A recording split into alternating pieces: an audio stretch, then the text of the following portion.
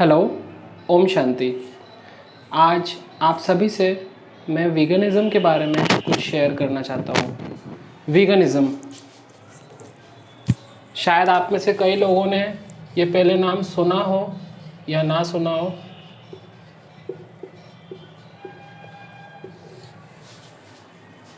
वीगनिज़म में सबसे मेन आता है डेयरी प्रोडक्ट्स।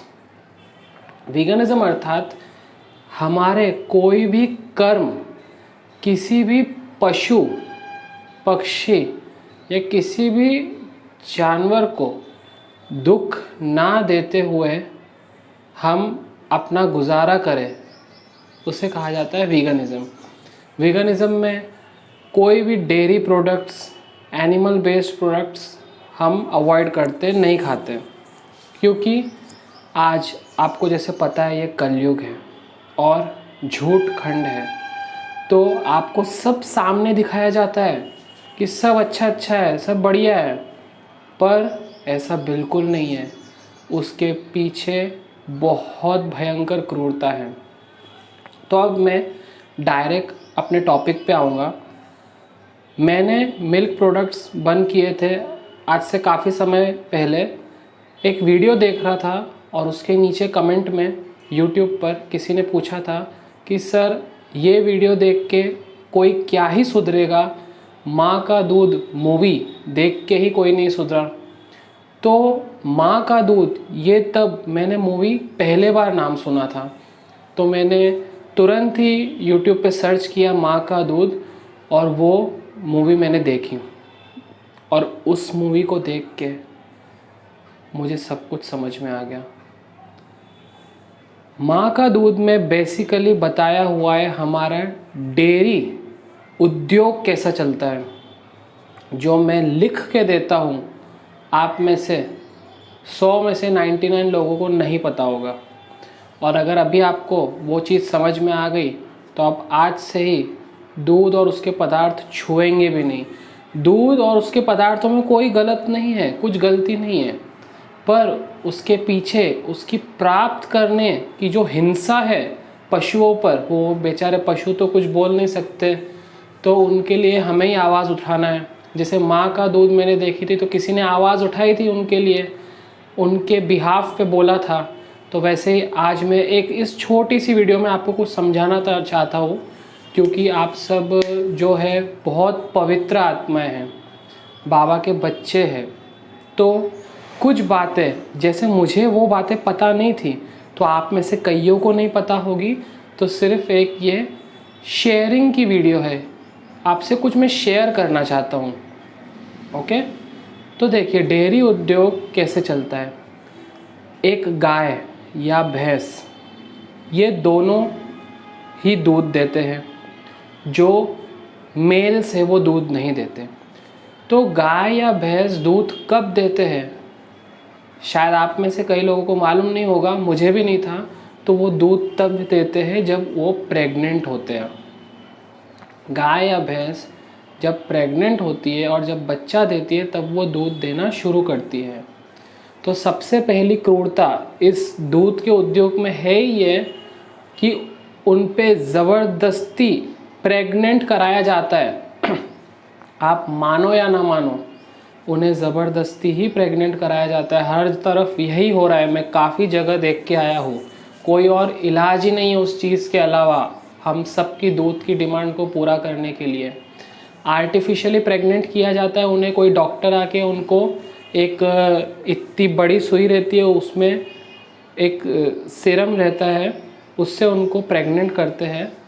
और या तो नेचुरली तरीके से जो बोलते हैं प्रेग्नेंट, तो नेचुरली भी तो फोर्सफुल प्रेग्नेंटेशन हो गया ना। एक मेल को ज़बरदस्ती फीमेल को प्रेग्नेंट किया जा रहा है, एक मेल को लाके ज़बरदस्ती उस फीमेल को प्रेग्नेंट किया जा रहा है। तो ये नेचुरल कहाँ से हुआ?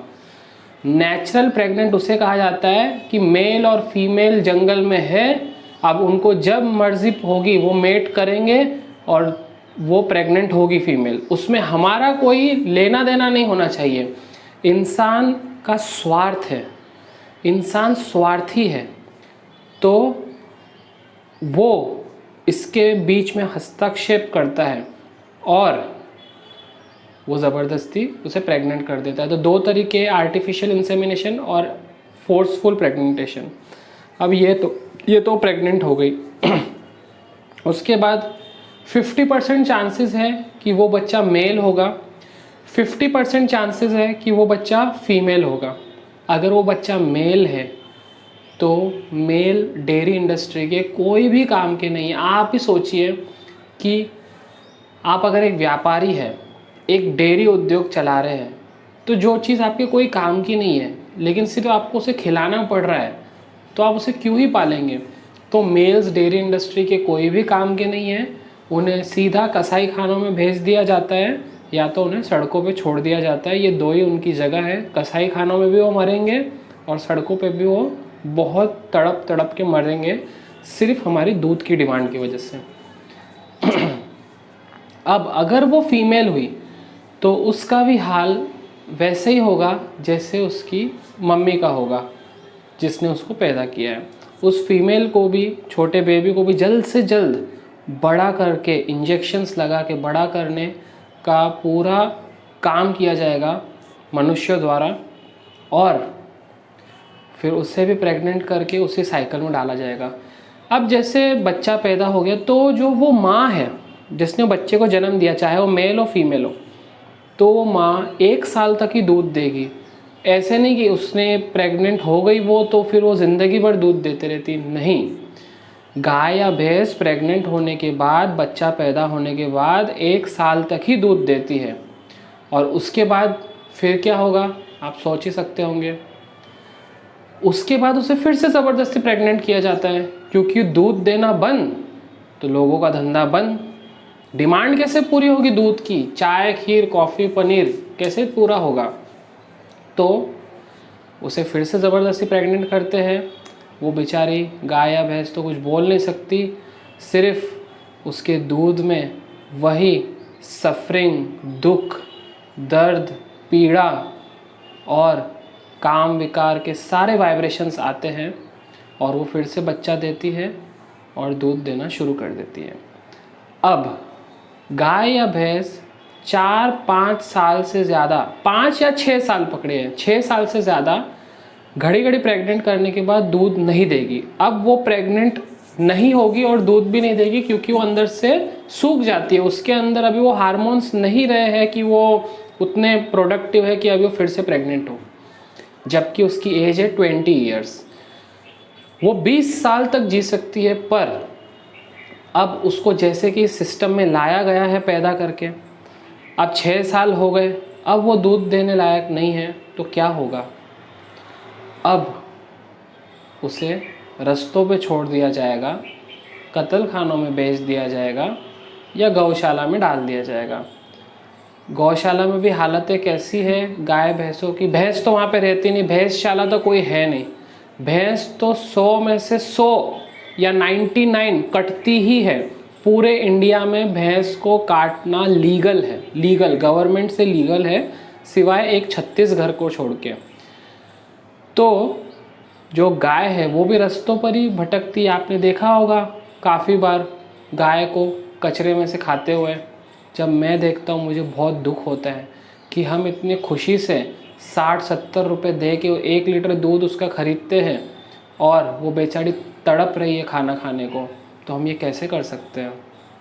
ये छोटी सी बात है, पर न जाने क्यों कोई इसे समझ नहीं पा रहा है। मैं अपने आप को लकी समझता हूँ क्योंकि मुझे एनिमल्स से बचपन से ही प्यार है। मैंने जिस दिन वो मूवी देखी थी मैंने ये सब समझ लिया था और उसी दिन से मैंने डेयरी को हमेशा के लिए छोड़ दिया था। भले वो कितनी भी स्वादिष्ट चीज़ क्यों ना हो, टेस्टी चीज़ क्यों ना हो, सब मैंने खाई हुई है, पर मैं किसी को दुख देने के लिए कंट्रीब्यूट करूं, अगर समझते हुए भी कि हाँ इनडायरेक्टली इसको मेरे वजह से ही दुख पहुंच रहा है, तो ये कहाँ की इंसानियत है। तो देखिए, ये है झूठ खंड। कोई भी आपको सच्चाई नहीं बताएगा कि एक्चुअल में क्या होता है बाद में। तो आप इस इसमें मत रहिएगा कि हाँ नहीं सब कुछ ठीक ही होता होगा, इसमें कोई कटते हुए थोड़ा ना दिख रहा है गाय भैंस। लास्ट में वही होता है, तड़प तड़प के मरेगी भूखी या कटेगी। तो झूठ खंडे विश्वास मत कीजिएगा किस पे भी। और काम विकार, जो हमारा पहला संकल्प है कि हमें पवित्र बनना है, तो ये तो काम विकार की स्टार्टिंग ही है। दूध में काम विकार ही तो है भर भर के, क्योंकि जब तक वो प्रेग्नेंट नहीं होगी काम विकार उसमें नहीं किया जाएगा, उसका अंदर नहीं किया जाएगा कुछ काम विकार का, तो वो पैदा ही नहीं करेगी ना बच्चा, स्टार्टिंग ही काम विकार से है। तो हम उसके दुख में, काम विकार में, सब में कंट्रीब्यूट कर रहे हैं।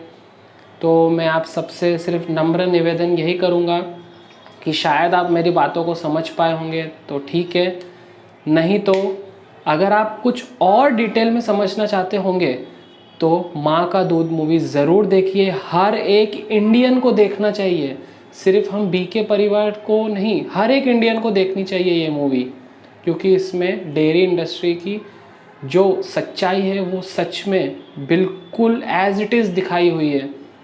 तो थैंक यू वेरी मच। अब आप इस विषय में आगे सोचिएगा, आपका जीवन है, निर्णय आपका है, कर्म भी आपके हैं। ओम शांति।